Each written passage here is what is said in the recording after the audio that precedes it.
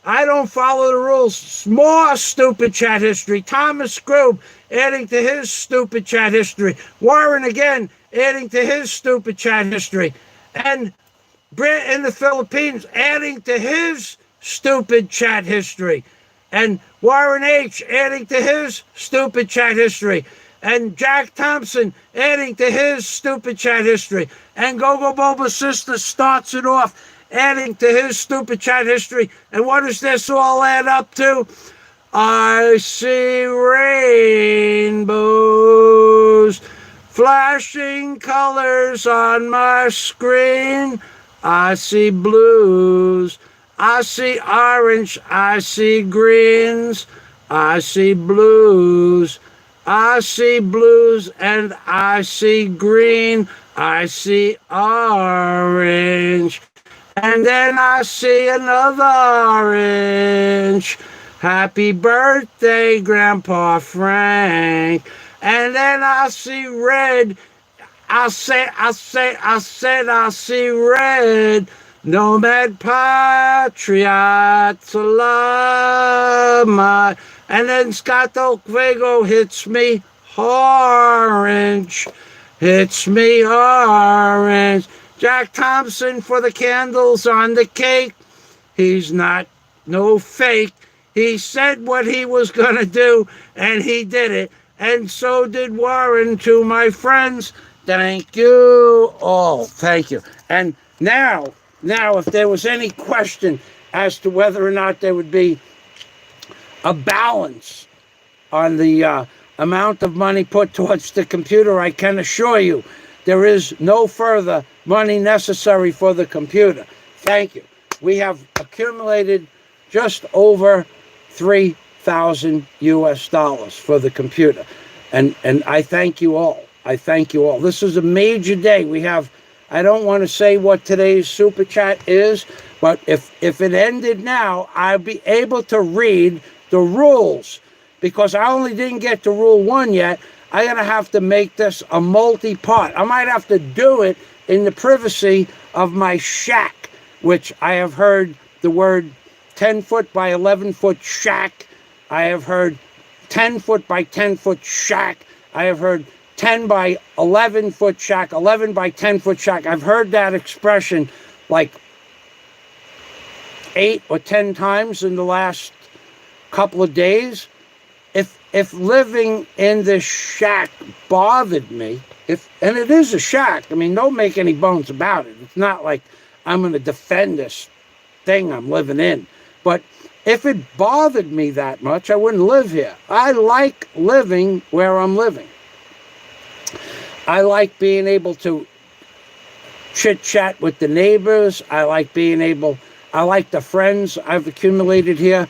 I probably have more friends in the Philippines, certainly, than any other foreigner that I know. I definitely have more friends than any other foreigner that I know. So I like living where I live. I know I live in a very humble abode. There's no doubt about that. But for somebody to constantly 11 by 10-foot shack, 11 shack, 10 by 10 shack, 12 by wooden shack. Why do you care? I'm comfortable. I'm comfortable here. So let's see some of the let's see some of the comments. Nomad is in the yellow zone. That must have been a long time ago. That was $100 ago, Jack. Okay. Wait, frankly speaking, Jack Thompson says that's a play on words. Because my grandfather, this is part celebrate my grandfather, but my grandmother, Sophia Marie Francis, frankly speaking, Frank, get it? Frank Francis, birthday. Jack Thompson, Frank Sinatra's birthday. Scott Del Fuego, Frank and Beans. Frank and Beans. It's a play on words. Scott Del Fuego was talking about Frank and Beans. Get it? You get it? Do you understand what Scott Del Fuego... Got to understand, he's wordsmithing there. He's not stating exactly what he means. but I know what he means. I know what he's talking about. Frank and beans. Get it? Frank and beans? Get it? All right, so Warren H., Jack Thompson, message deleted. Scott Del Fuego, Warren blasts off with the orange super chat, SpaceX from Scott Del Fuego. Warren H., the new orange man, says Jack Thompson. Scott Del Fuego says, off topic. Let me pull myself together here. Off topic. I have a driver that is laughing hysterically at the money being made right now.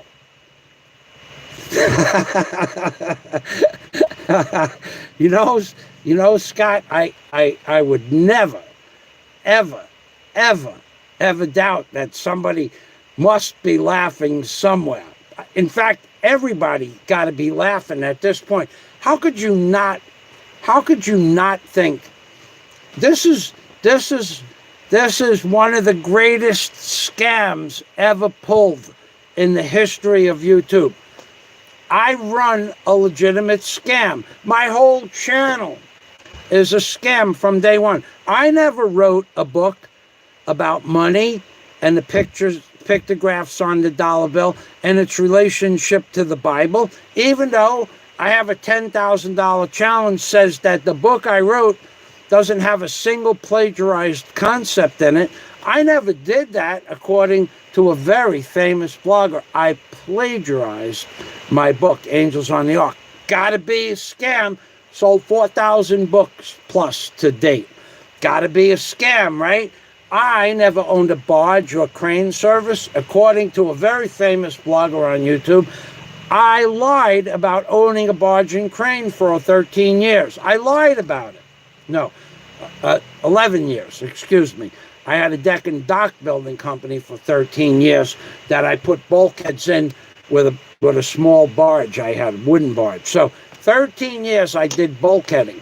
I never owned a bulkhead company. I never owned a crane. I never owned an Ocean Racer. Another scam, the Ocean Racer scam. The Ocean Racer, I used to race with the videos on YouTube of me racing the Ocean Racer, and yet I never owned an Ocean Racer or a Cobra Mustang or a house in the Florida Keys on the water with a deep water cut in the backyard. I'm running the best legitimate scam on YouTube. I'm running a legitimate scam. All those things I've done, all those things, I have a very famous blogger saying that I never did, and yet the very famous blogger, whenever I wager him big money, $5,000 to prove that my book is plagiarized, I hear crickets. $5,000 to prove my grandfather's name isn't Frank. I hear crickets. It is Frank. I did own a house. I did own a barge. I did own a crane service. I did own an Ocean Racer, and I did own a Cobra. But when I wager people big money on anything, they back down. And that's their prerogative. All right, so Scott says, off topic. He has a driver laughing hysterical at the money being made right now. His driver. Scott has a driver. The wordsmith has a driver. Go figure. I'd have never figured that. That's the first time I ever heard that. I never thought about that, actually. I never gave that much thought. But thinking back, when I saw you,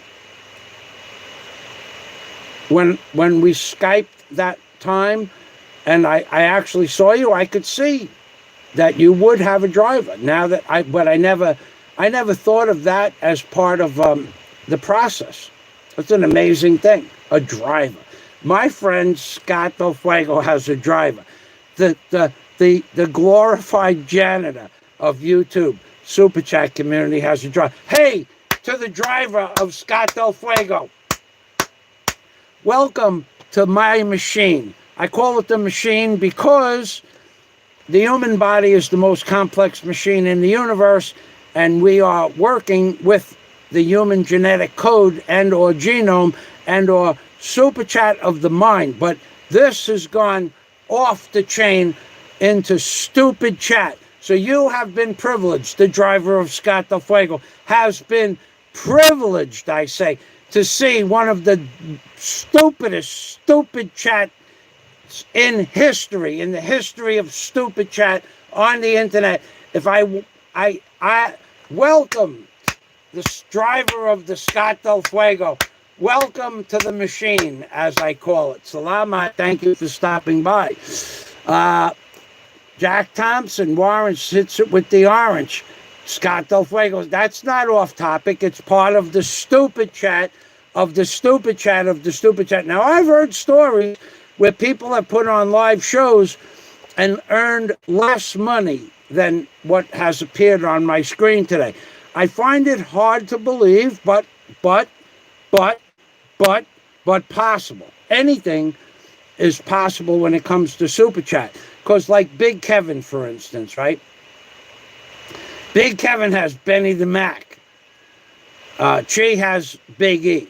I have Scott Del Fuego, Warren, and Nomad Patriot, and Thomas Grube, and a Brit in the Philippines, and Obet, the brown American expat, and Vincent Michaels, and Warren H., and Jack Thompson. I have all of those people.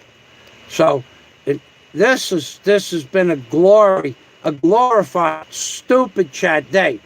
So good one, Jack and Scott, says Warren. Scott says, people hold up phones like freaking zombies in an involuntary reaction to almost any incident now.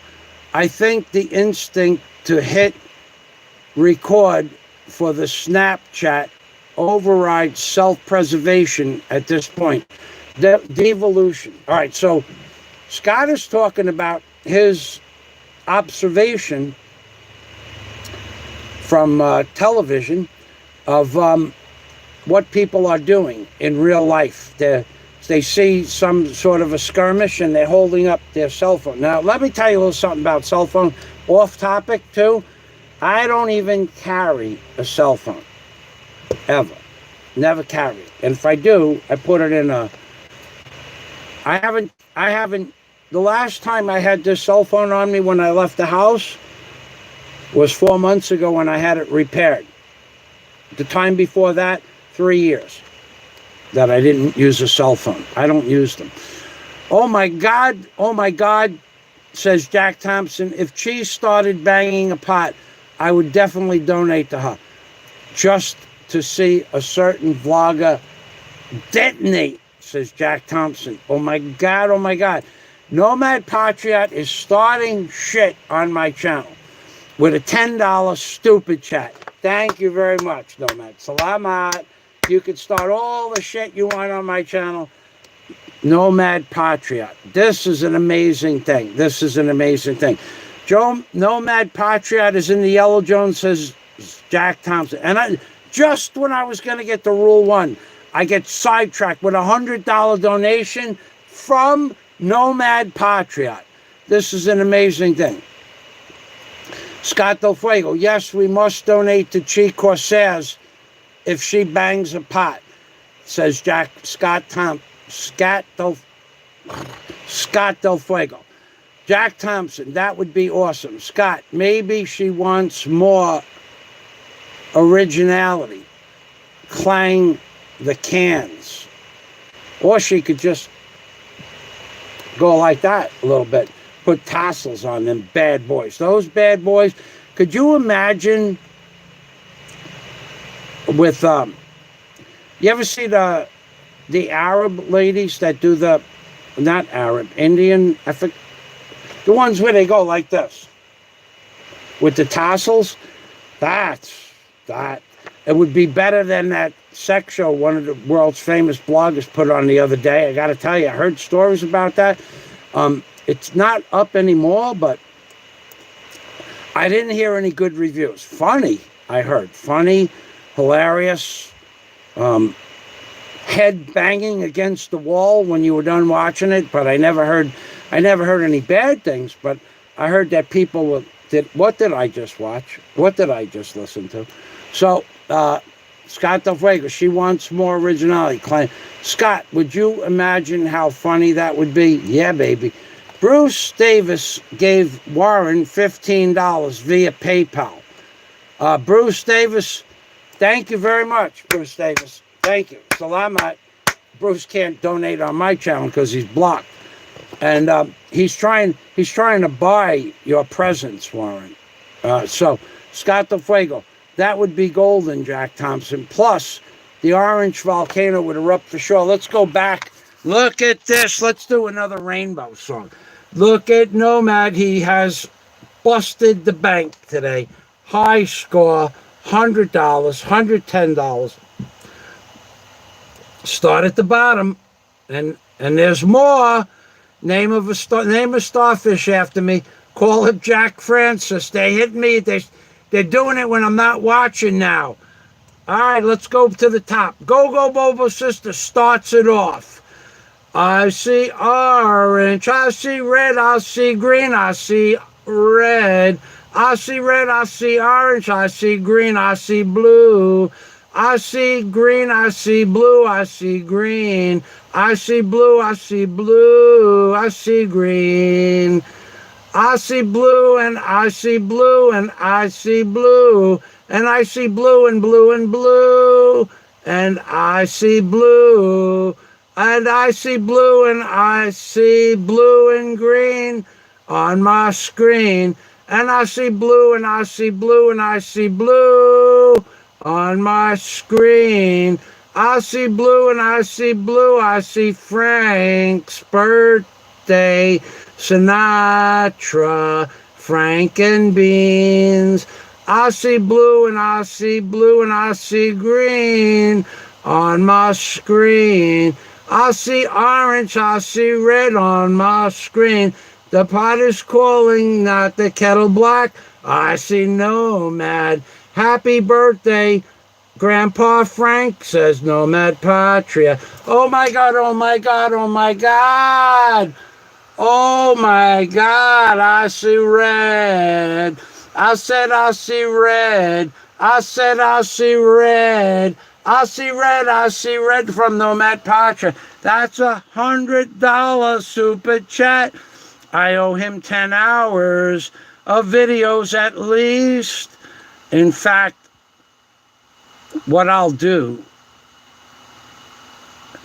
I will send you 120 videos, Nomad Patriot, not ever before seen, some on YouTube. Somebody, let me write it down. I'll remember.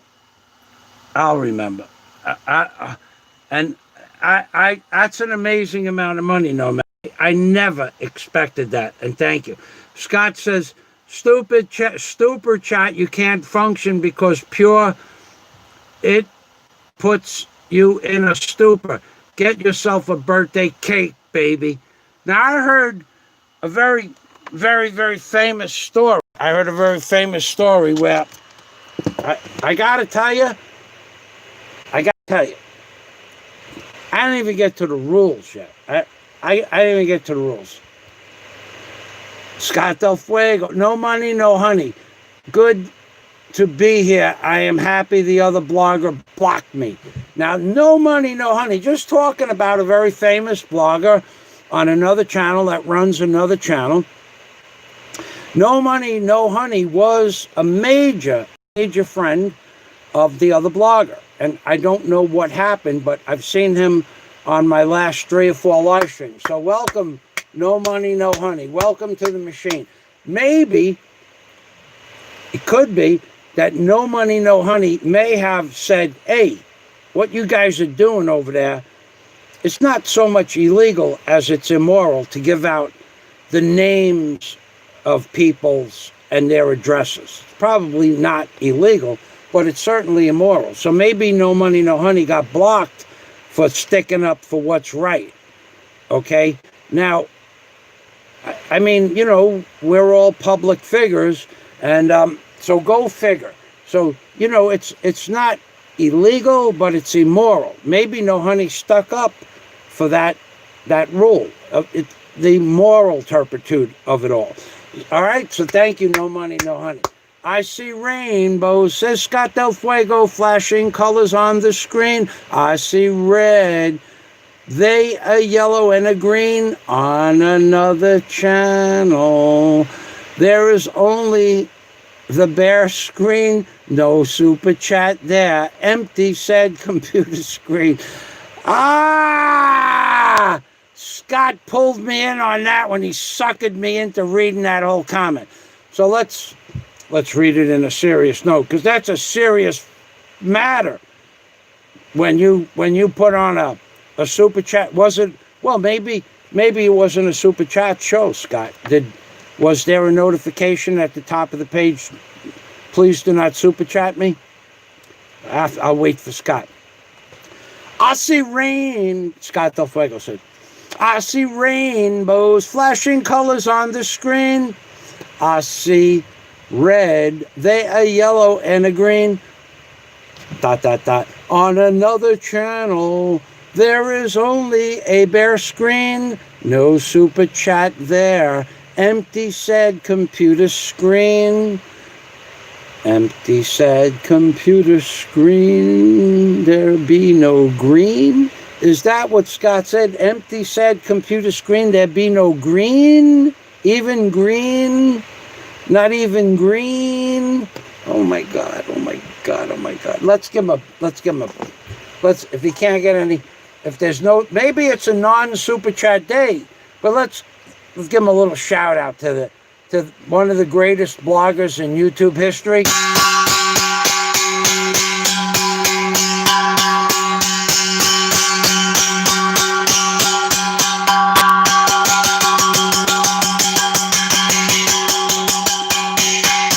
Shout out.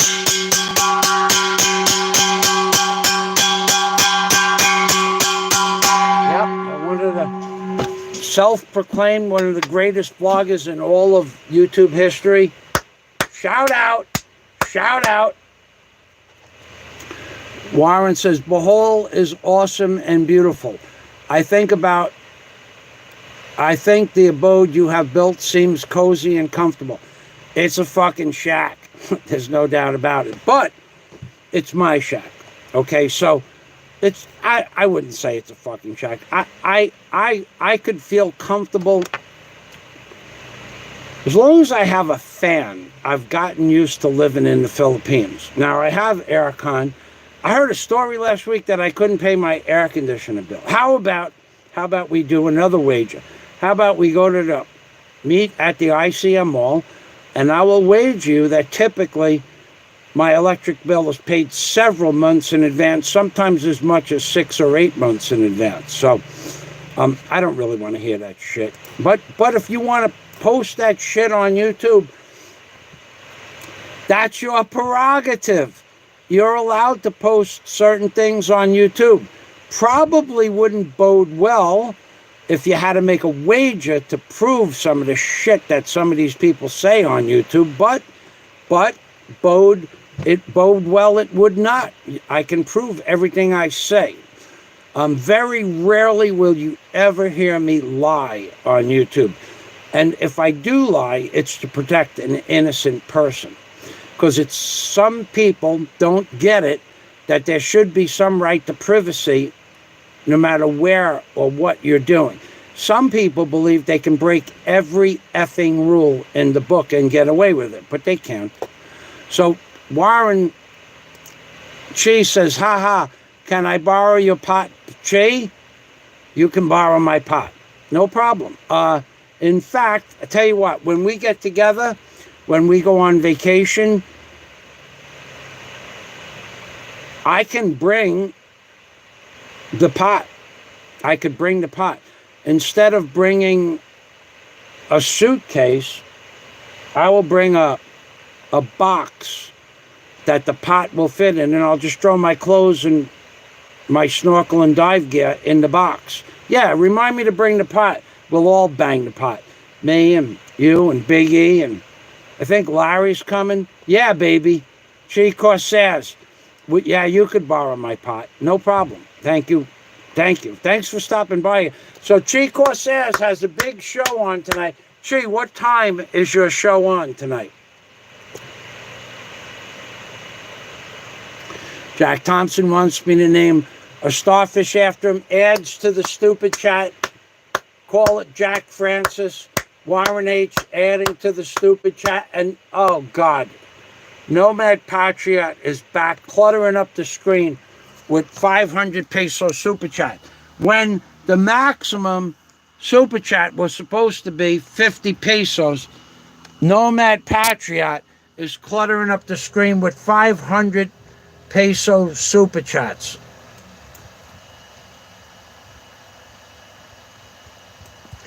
Frank is making, my grandfather doesn't hate anybody. He's passed on.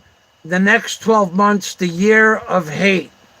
Oh my God, no money, no honey. Says thank you. No money, no honey. I only block people that are here to detract from what I call satire and comedy. I only block people that are here to detract from the fun, and I am having fun, and apparently so is everybody else. Jack Thompson now donating money for shingles for the shack. Salamat. So, Nomad Patriot cluttering up the screen with $10 super chats. Frank is making the next 12 months the year of pure hate. No, I don't think so. I don't think he's going to do that. No, he wouldn't do that. He's a very, very famous blogger. They live in forgive and forget, right? Isn't that the story that's always being portrayed from the Bible? Did you hear some of that biblical prophecy that was going on YouTube last week from Bart Sabrell? I got to tell you, I like Bart Sabrell, but he was doing some biblical prophecy that was just off the chain wrong. Okay, how he got from the biblical prophecy of something to the riots in Minneapolis, it was freaking off the chain biblical babble, Bible babble. And there are other people that do the same thing. They should not talk about the Bible. And I, for one, have pretty good understanding of the Bible, and it's nothing compared to the Big E. In fact, him and I were talking Bible terminology and different books of the Bible last week. And he goes to me, because I don't really think I know the Bible as good as he does. Well, a lot of people know the words in the Bible. They don't know what they mean. But he complimented me in quite the manner about my biblical knowledge of biblical words, phrases that have coincide with my book. So now let me get to rule number 1, please. Where we are finally. You guys just hold up for a couple of minutes with the stupid chat. Let me get to rule 1. Okay. The rules. The rules are as follows. /0000000. Primary directive is the rules can be added to at any given moment. The movie 42 is the answer to all known knowledge in the universe, to the ultimate question, the Hitchhiker's Guide to the Galaxy. And we can get that posted. Then that's almost, thank you, Jack. Thanks for giving me a break. All right, that's almost rule number 1. We're coming up on the Jack Thompson and God rule. On a side note, my dad and I watched that movie, A Hitchhiker's Guide to the Galaxy, in a private movie theater. Well, it was the Marathon movie theater, but it was set up with private tables for 2 people or 4 people. And it was pretty expensive. It was like $10 a person, and they served you drinks and sandwiches at the table. And Marathon Key in Marathon in 2005. It was a great day. Not because of the tables and chairs, but I took my dad to a movie that he really enjoyed. He's going, wow, he goes, maybe we'll stay and watch this again. We'll come back next week. That's how much he liked that movie. So I'm going to say thank you. So that's the answer to all known knowledge in the universe, to make your dad happy. So, and there we go. That was, so we're almost up to the Jack Thompson rule. So, rule number 1, rule 0000, 4 zeros. If you hear the hanging, okay, now listen carefully, but we have to negate this rule because this rule has been broke so many times. We could make it in part 2, though. We could do a part 2. Rule number 0000. If you see or hear the banging of a stainless steel pot, you send me 50 pesos. We already covered the bases on that. Now, the primary directive of rules, all rules, that supersedes all rules, was written by Jack Thompson and God. And Jack gets Jack gets to be the primary in that sentence because Jack Thompson is the person that gave God the knowledge to write the rules. So it's rule number 0101010101 by Jack Thompson and God itself. It is better for you to give to Michael Fazio and for him to receive than the other way around. Send me some of those stimulus checks, baby. Send me 50 pesos. All right, now, we're going to negate that. We're going to make like you didn't hear that. And this is going to be, if I ever do a part 2, I will talk to you about that in part 2. But there ain't never going to be a part 2. There might be something else that I talk about. Well, you know, Grandpa Frank, he had a birthday too. I'm not sure what, you know, for all I know, my grandfather Frank's birthday could be in May too. This could be, I'm blowing my wad here. That's what it could be. So that's rule 000001. We got one rule done, 1 of 42. And under, let's see how long it took to get that done, under 3 hours and 5 minutes. One rule. So if there are 42 rules, that's 42 times straight minimum, 130 hours. At 130 hours, I'll be up to rule 42 if you guys would just bear with me. So I shouldn't even say this rule. If you hear the name Sophia Francis, send me 50 pesos. We're not even going to, no more rules. We're going to bypass the rules. So let me tell you about the great things I did with my grandmother and my grandfather. My grandmother, Sophia Francis, would save up what was called plaid stamps, Plaid. And remember the plaid stamps in New York, in America? Well, in New Jersey, they had green stamps. Green stamps, I think they were. They had stamps, but they also had green stamps. I just, the name was in my brain. She would save up enough stamps, plaid stamps and green stamps, to fill up 10 books of each. Like on Christmas, on Easter and Christmas, we would always go to that grandma's house. Well, we'd alternate. Either Grandma would come to New York or we would go to where she lived. And she would give us 10, 15 pages, 20 pages of stamps to lick. And we would lick that poison stamp glue for hours and hours, because you had to drink water. And we didn't know there was a trick to a sponge, but that kept us busy on Christmas Day. So Grandma, Sophia Francis, would let me lick 10 pages of plaid stamps or green stamps, or not 10 pages, 10 books. 10 books. We're talking about 100 pages. So that there would have been a rule, send me 50 pesos, because one of the primary rules, if you hear Francis or Frank, you send me 50 pesos. But we're bypassing that rule. Now, we talked about Chi Corsairs and the use of her singing skills, which is above and beyond anything any ear doctor could hope to accomplish with a water jet. Chi Corsairs can sing. You go to a doctor to get your ears clean, and she she takes you to the end of the hallway where it's vibrating, and she starts singing, and you go like this into a pot, into the pot, like this. She's singing now. Whoa,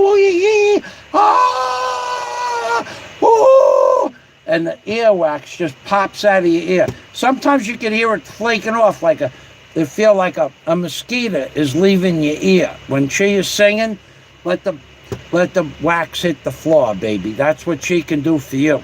And Yoko Ono has nothing on screeching and howling compared to Cheese singing.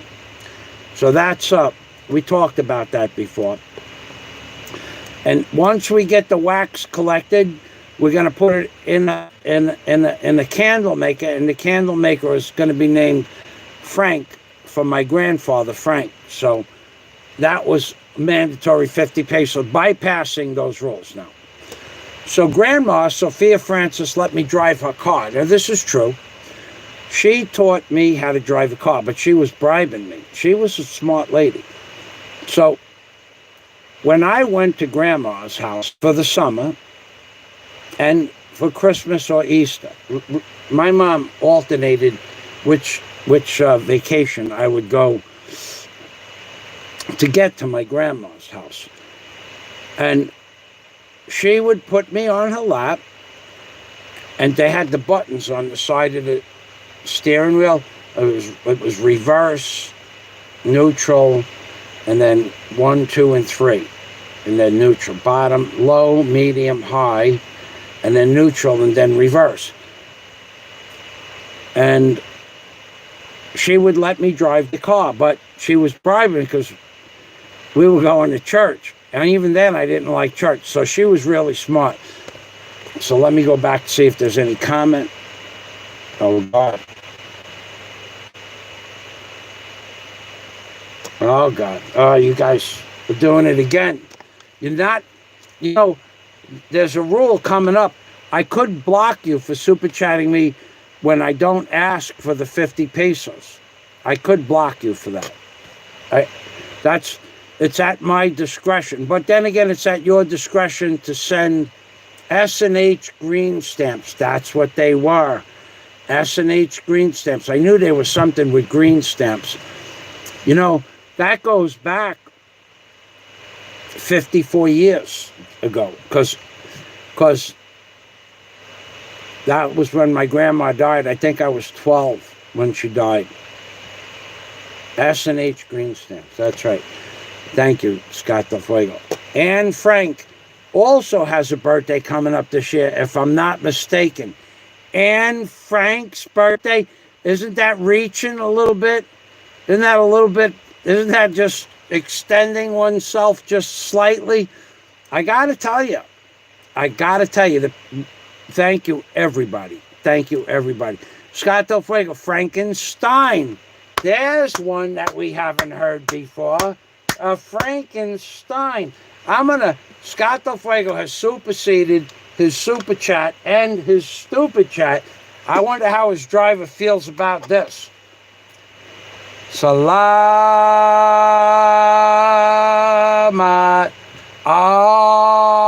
to all my super chat, my Patreon members, my friends, and No Money, No Honey for coming to my channel and blessing us with his presence and tell us that he was banned from another man's channel for whatever reason. He's man enough to live up to the fact that he got blocked. And I got to tell you, I have been blocked on some people's channels, but not because I said anything derogatory, but because some people believe that I talk about stuff that's not real. And it's because they have such little understanding of reality that they can't wrap their heads around the truth. So anyway, moving on. Some of those bloggers have limited education, limited IQs, and limited ability to expand their horizons, so to speak. So,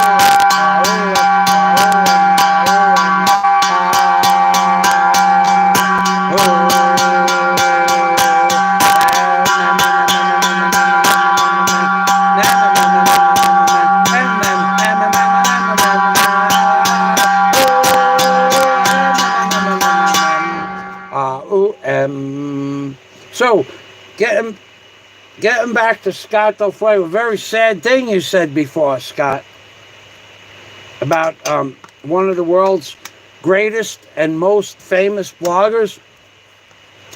Now, I asked you a question before.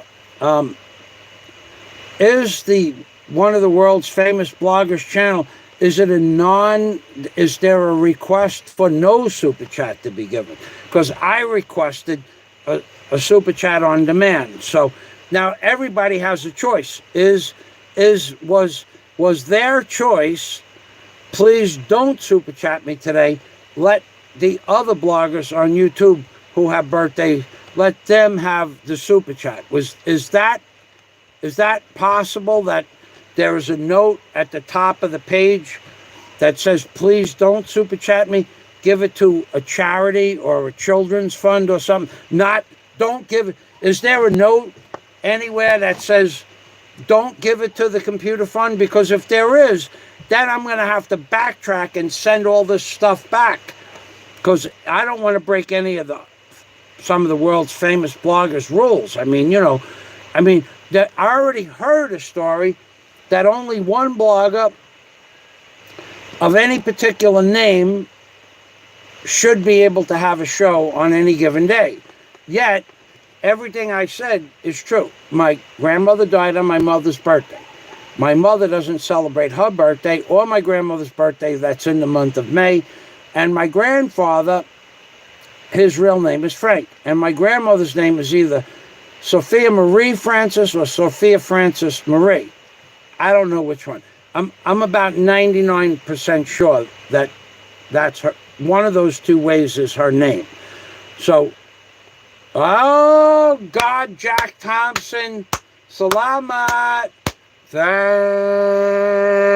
you. But you know what? Jack has been very, very good to me. Let me return the favor. Jack has been very, very good to me. Scott's been very, very good to me. Let me give you guys a flush. Let's get this. Oh, yeah. Oh, yeah, baby. Who the hell in their right mind or left mind would ever figure that by putting water from one container to the other generates stupid chat? I mean, really, who would ever think that putting water from one container to the other, or what we call a flush, would ever generate enough money to make a super chat out of it? I mean, what reasoning goes into, let me take two garbage, worthless plastic containers, and let me put the word John on one and tank on the other, and let me pour this water from one tank to the other, from the tank to the John, and from the John to the tank. Who in their right mind, anybody out there, who would have ever thought it was possible to earn more than $1,000 pouring water from one container to the other and calling it a flush? Who the hell would have figured that out other than yours truly, baby? And it worked. It worked. It works. It works. It works. Oh my God. Free flush. Free flushing. Free flushing. No super chat. These are free flushes. These are free flushes. Don't mistake. Oh my God. Oh my God. Free flushes. Holy shit. $4 for pouring water from one worthless plastic container into the other. in less than a minute. $4. At that rate, at $4 a minute, 60 minutes, that's $250 an hour. All right, ready? Ready? I'm going for an hour of flushing. One. No, I'm only kidding. I'm only kidding. Stop. Warren, Jack Thompson said, look at this, how convenient. These are self-stacking toilet tank. Floaters. Look, they all float. Floaters. Where have you heard that before? Floaters. Look, one floats inside the other, baby. That's right. Jack Thompson says the capital. Oh my God. Oh my God. That's $6. That's $6 for a minute. In a minute. $6 a minute. Scott Del Fuego puts up a link. I'm not sure if I could see that link. Let's see what happens if I go there. What link is this exactly? I'm going to stop this. So no.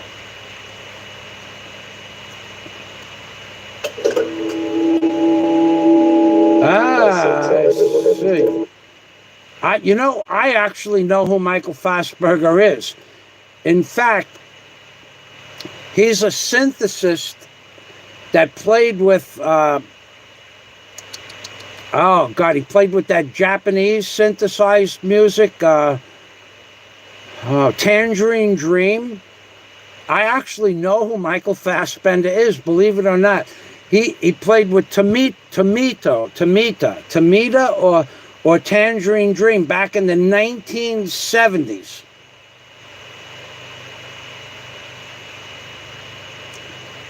Yeah, baby. Will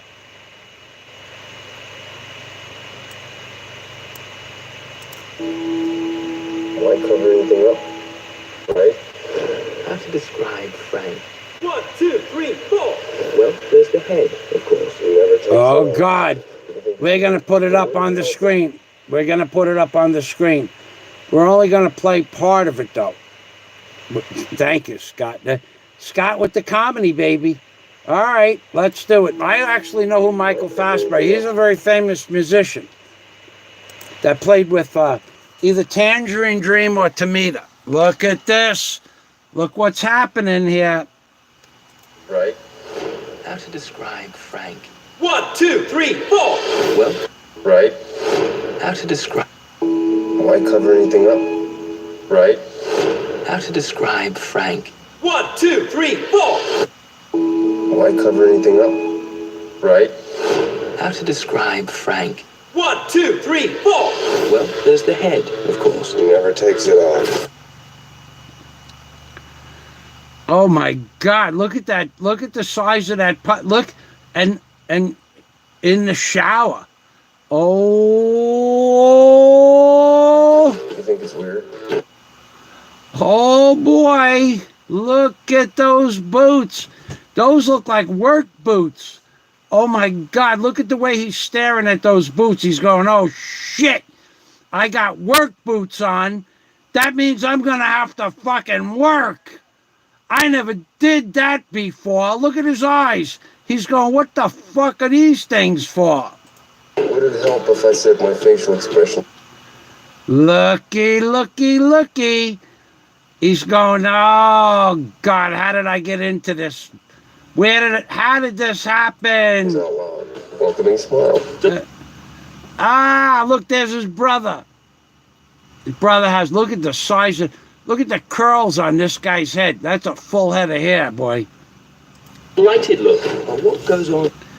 This guy, look at the muscles on this guy. This is him, right? This is the guy in the movie. Look, he's got they got the tarot thing going in the background. Inside the head, inside that head. Oh, look at the size. Look at this. What is this? He's growing a garden. Look at that. He's got a garden. No, that's not a garden. That's a hair on a rug. Oh, boy, look, he's a very, very very gifted man. He grabs one hair in a rug. Find this inspiring. Oh boy. And what is this? Musical instrumental? No, a sailboat. Looks like a sailboat. No? Looks like a bobbin that you'd put thread through, actually. Oh, God. Jumping beans, Franken beans, jumping beans. Look at this. What is the name of this movie? Frank, official trailer, Michael Fassbender, Maggie, or not, Michael Fassbender is not the musician that I think of. Okay. Music. Yeah, he is. He is. That guy is a very famous musician from the 1970s. I remember his name. He's very big in the electronic music industry. Look at that. Look at that. Look at the size of that guy's hairline. Look at his hairline. Oh, God. They all got hair. That's amazing. Look at, what is he doing? What is he doing? Yeah, baby. The drums. Oh, my God. Got hair under the arms. He got speakers. He got ears. And he got a full head of hair, baby. Look at that. Frank, official trailer #1, 2014, baby. People should know about you. Scott Del Fuego. He's a trove. A trove. Scott Del Fuego was a trove of knowledge. Look at this. Remember the old 1970s? Everybody had these things hanging on their walls. Amazing. You should be famous. Famous. He's a famous Frankster. He's a famous. Look, he plays the guitar. My bashful half smile. Stop saying your facial. Look at that. 2 women, 2 men. I bet that guy, Frank, Michael Fassbender, I guess he's going to bust out with a sex chat now. Michael Fassbender. Out loud is extremely annoying. Annoying talking about men talking about sexual pleasure and giving and receiving is she said it best. Look what she says. What do you think about men projecting themselves as sex experts on the internet? It's extremely annoying. What did you say? Let me ask the question again. What do you think about men who put on shows professing to know how to please a woman? Expressions out loud is extremely annoying. God, it's like the universe. It's like the universe was talking. I asked a question, and God, Frank, the show, and Jack Thompson, and God, and everything coalesced. And that's what they call a synchronistic event. I gotta tell you, I watched a show a couple of days ago, part of a show. I could only watch. I only had time to watch. I had to go someplace. I was going to the city, and it was about a man, a very famous blogger, that did a show about how to please a woman. I will not talk about it any further than that, other than the fact that now, and I'm going to take off my glasses and I'm going to be very serious about it. I don't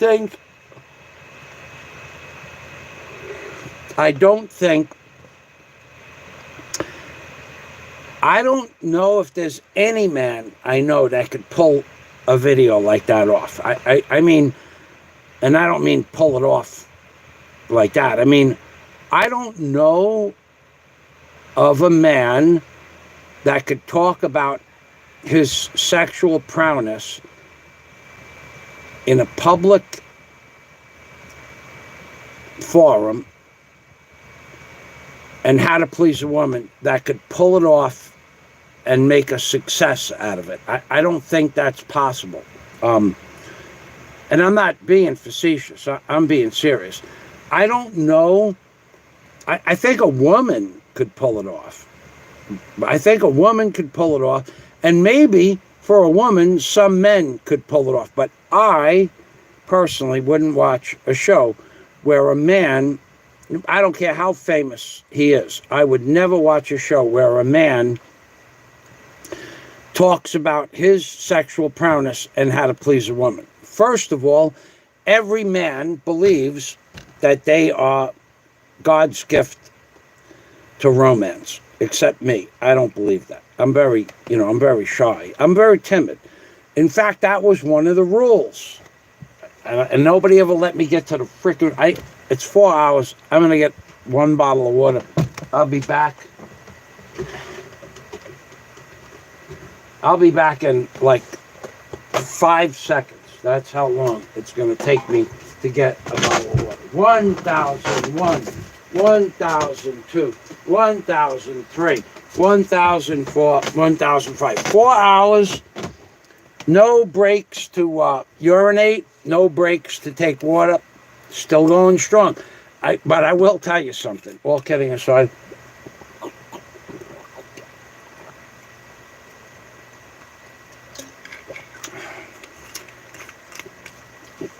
I mix coffee. I buy the bag of 100 grams of coffee. And then I mix it in with a little bit of sugar. But I ran out of brown sugar from one bag that I had in the box. So I had to go to, I'll show you. I'll make it simple. All right. I'll show you. Okay. So inside this box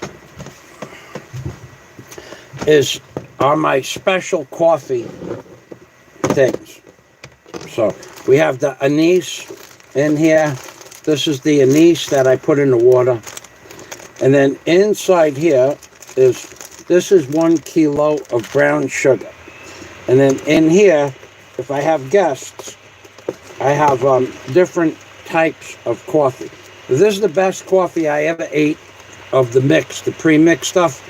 It's called Baracco.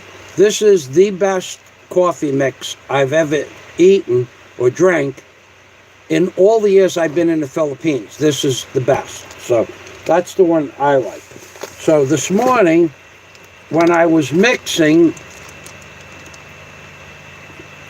my 100 grams of coffee in with the sugar, I didn't have any sugar, so I couldn't have coffee at 5:30 or 6 o'clock this morning. So I had my coffee just before I started my show. So I'm a little bit, a little bit wound up, but also I gotta tell you, when you have a super chat day like today, that'll get you wounded up too. So between those two things, I got winded up a little bit. I'm going to calm down a little bit.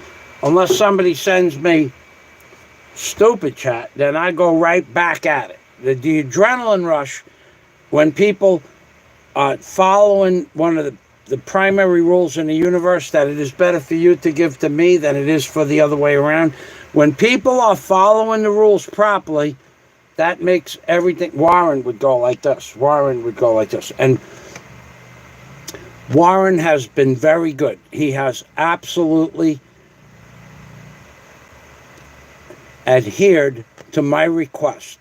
Warren was going to stupid chat me a stupid effing amount of money today. I begged Warren, please don't do that.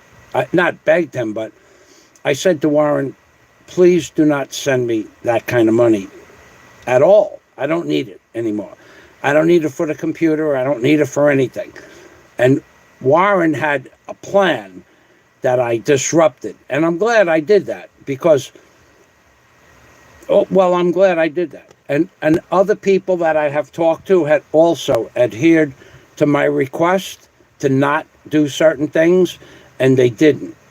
Jack, he just doesn't fucking care what the rules are. Scott don't give a flying shit. Nomad Patriot, I didn't even know. Well, I did know a little bit. No, I did not know Nomad Patriot. I didn't know he was going to fly off the fucking handle with the stupid chat. I didn't know that. I knew he was coming because I posted and I sent out, flyers that I'm coming to make a show today. And yesterday I posted a video. So I figured a lot of people were coming. There's probably, I don't even know how many people are here. How many people are here? 8 people. Wow, it's dwindling down. Whoa, yeah, baby. That means I can go take a bath. I took one this morning, but earning Super Chat, earning your money the old-fashioned way, talking for going on 4 hours, 3.5 hours, 4 hours. What time is it now?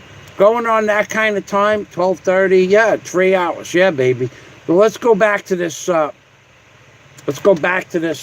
And then we'll go back to my comments. So what more do we have to say? Let's see. Oh my God. Look, this is what I don't miss about living in America. Look at this guy. He's got on a shirt, and then it looks like a sweater,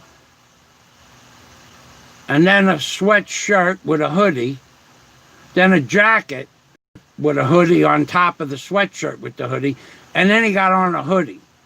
I don't miss that at all. Oh, he got a beard. That's not real, that beard, though. But I bet you that hair is probably pretty real. 60 East. Anybody know where that is? I don't know where that is. Or I don't remember driving it. Look at the size of that. Look at the size of that. You know what that looks like? You know what that looks like? Look at that. Look at that. Then, look at this. Look at that. Look at this.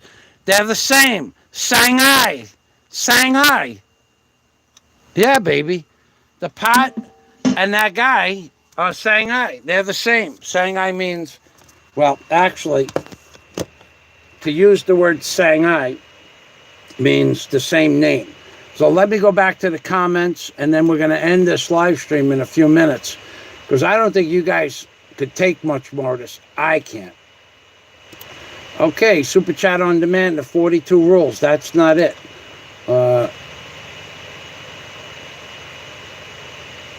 Nope, that ain't it.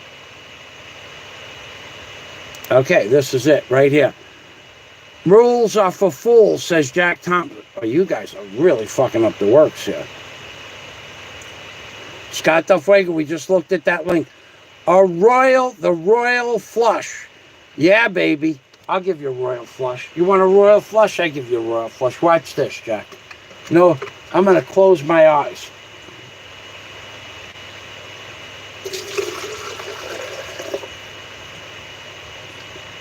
Watch. I'll show you. I'll give you a royal flush. We're praying to God. We're praying to God for a royal flush. Look. A royal flush, baby. And back, can we get? Yeah, we got it. We got a royal flush. That's back and forth, blindfolded. Who the hell in the known universe on this flat earth would ever think that some blogger, and I am a blogger, baby, some blogger would be able to earn in the last 14 months more than $1,000 moving water from one tank to the other. More than $1,000. Who would think that was possible? This is a royal flush, says Jack. Watch this. And then to have, it's like a fold-up bicycle, this thing is. The tank just folds up into itself. Self-proclaimed toilet tank.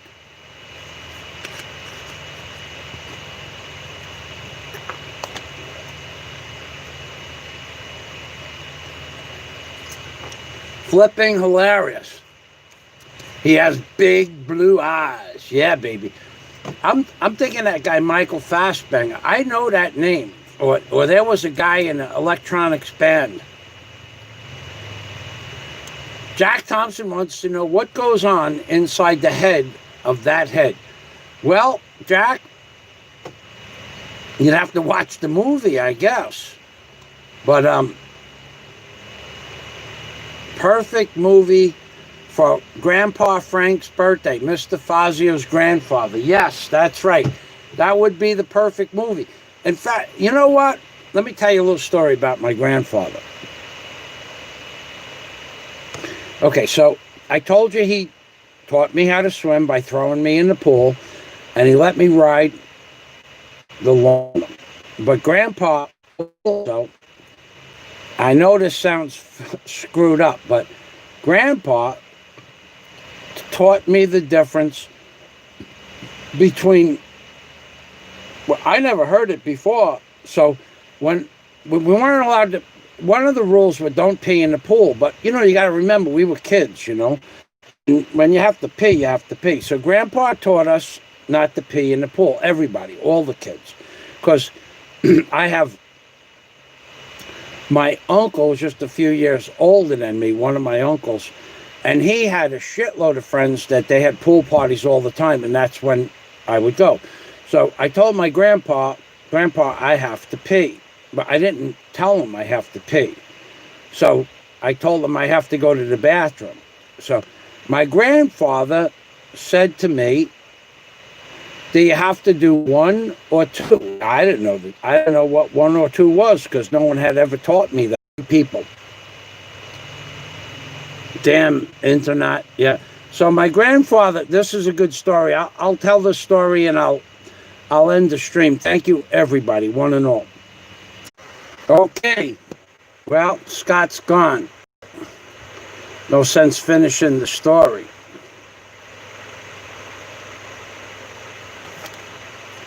All right, ladies and gentlemen, thank you for the, as Mrs. Hapster says, love, love, love. I'm going to take a nap after I take a bath.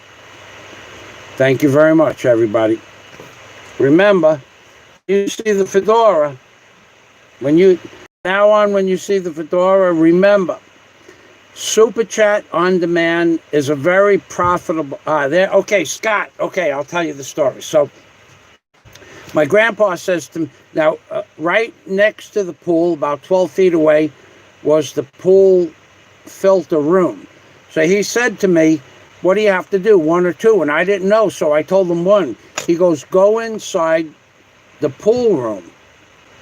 But he didn't say go inside the pool room. He said go on the side. But I was just a little kid. So I had diarrhea from drinking all this water in the pool. And I went in the pool room, in the pool filter room, and I shit all over the motor and all over the pump and all over the filter, and I shit all over everything. I got to tell you. But the next day, my grandfather said, come here, son, and because I was there for the summer, and he said, did you do that? I said, yeah, Gramps, because I did it. He goes, but I asked you if you had 1 or 2, and I said, yeah. I guess I said, yeah, I don't know. But he said, I said, go on the outside. And I went, sorry, Gramps. But I remember looking at that shit the next day, literally looking at, I shit all over his pool filter, and that didn't matter. It wasn't like a big deal. But I blew out a load of Hershey chocolate, a Hershey squirt, and I was a little kid. I was like maybe, I couldn't have been 6 years old, maybe 5, 6, 7 years old. I don't know. I was just a little kid. But I remember that thing looked like a mess. It was present, Jack Thompson. So anyway, all right, I'll continue then. My grandfather was really cool. So my grandfather also, he was a member of the Knights of Columbus, which is, pretty private organization. But he was a very, very, very, a very influential member of his community. He was a very generous man. From in the Knights of Columbus, when it really meant something to be, like a member of a neighborhood charity and organization, he was very, very well known. If I went to one of the meetings when I was a little kid, there'd be everybody was shaking Grandpa Frank's hand and glad handing him and this, that, and the other thing. So that's just one thing, one really fond memory I have of my grandfather. But another fond memory is he owned a huge dress company. At that time, 40 people. I remember rows of dress-making people. And he specialized in wedding gowns and I guess prom dresses. I don't know. But they were fancy gowns with all the frills. I do remember the wedding gowns because they were white. And he would take me to the garment district in New York when I stayed there for the summer. And on Sunday was typically his day to go to the garment center because that was open on Sunday because the Jewish people owned most of the garment district. And we would buy a bolt or half a bolt or 2 bolts of fabric for the dresses. Still know all the secrets. Present. Yeah, Grandpa, he was so that's how I could prove that my grandpa's name was Frank. If I told the last name should be on the charter of the Knights of Columbus somewhere. I know my name is on a charter for a group that I belong to. So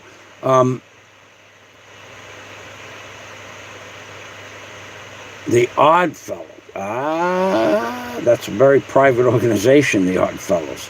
So Grandpa took me to the garment, and he also taught me how to operate a sewing machine. But I never learned, actually, but he showed me how to put the thread in the sewing machine. And back then, they had the big wheels on the sewing machine, how to start it and how to stop it, with your hand like a clutch.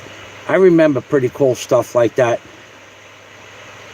And what else? Grandpa he knew the name of every baseball player, every basketball player, every football player, the name of every team, and every golf player and their stats. He had an amazing mind for stuff like that. In fact, I think that's why I've never watched a football, baseball, or basketball game. I like golf, though. I'll watch golf till there is no more golf. If I have time, I love to watch golf. The idea of placing a 2-inch ball in a hole, in a 5-inch hole, a half a mile away in 3 shots is just fucking outstanding. I mean, it's just sterling. 1,500 feet with the wind, or 2,000 feet or 2,500 feet. It's just boggles the mind how accurate your body has to be for that ball to go, let's say it's 1,000-foot hole, which I think is easy for people to get, professional people, and to get a ball like 3 feet away from a hole, 1,000 feet away, considering the wind and the angle of the hill and where you're standing and whether it's uphill or downhill or flat.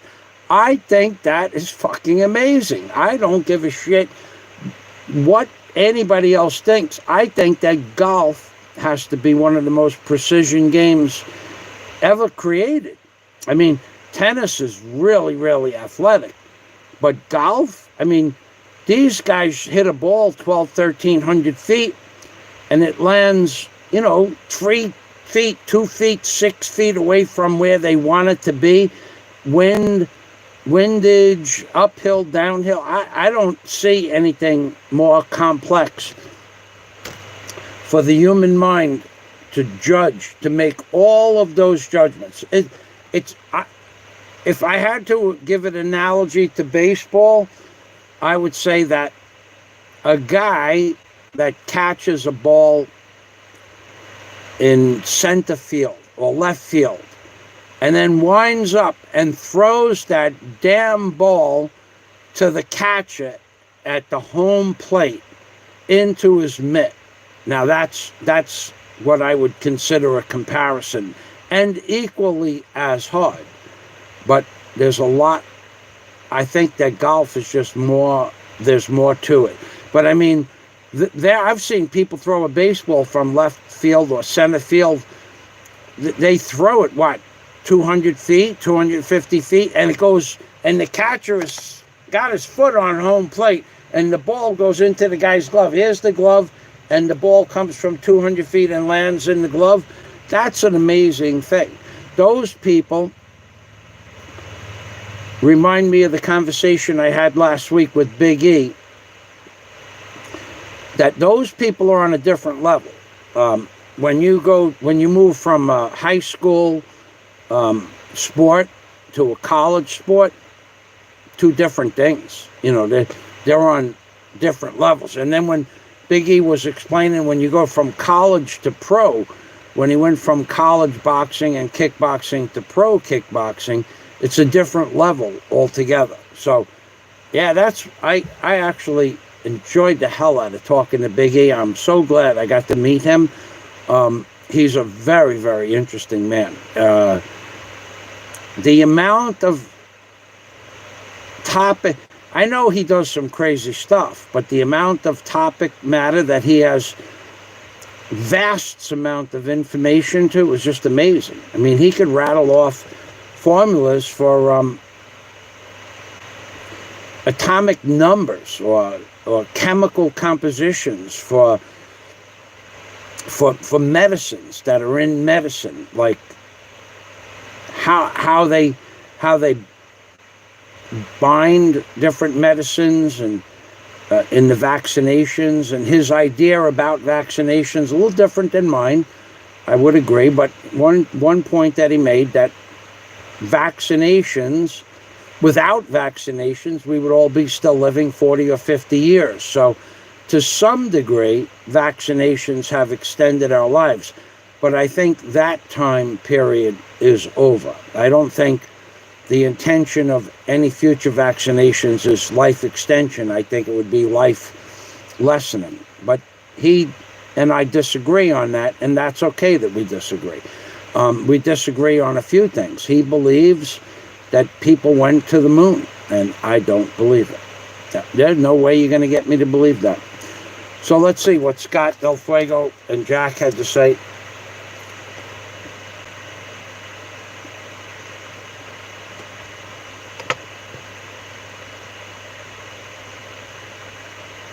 Grandpa was a member of Rotary Club as well.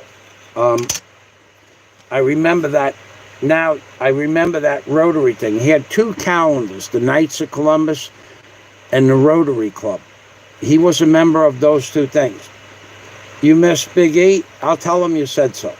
I should. We didn't make plans. We talked about 3 days ago, maybe 4 days ago. He is really that busy. He's really that busy that he's doing now a worldwide seminar. I don't know that he ever told anybody what he runs, and he runs all of Asia, but he is now teaching, and on a global level, the entire world scientists or academians, he's teaching them a particular something in that field. I won't say what it is, but he's doing a global seminar through the internet and computer screens. I forgot what they call that. You know, interconference computer screens.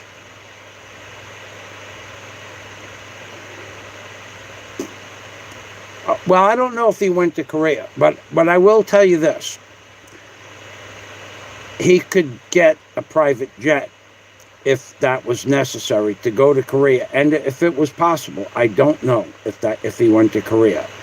But if anybody in all of the people I know, maybe one other person here, maybe two people, but Big E, because of his position, the lockdown might affect him from going from Cebu to Manila.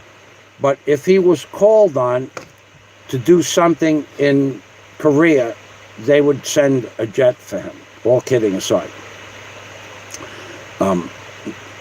I believe. I've talked to him enough that I believe that if he was needed in another country, they would send something to retrieve him. And Scott says there is a blogger that says it would be impossible for him to get to Korea. I don't know that he went to Korea, but I will tell you that because of his expertise, if they wanted him in Korea, I think the Philippines government would allow it.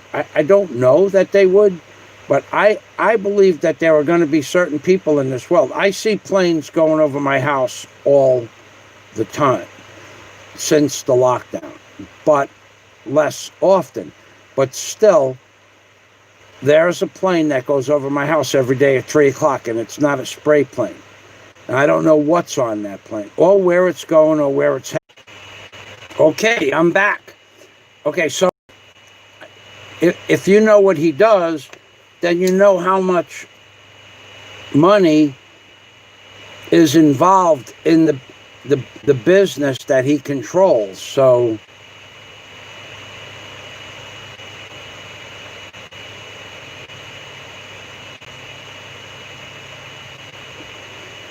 yeah, that would be probably that would be so, Jack. I don't know. I don't want to say anything about that, but yeah, you wouldn't be able to. You can't Google it. That's for sure. It's not Googleable. You might be able to Google his YouTube channel, but I think that's about as far as you could go. And but I think you understand how much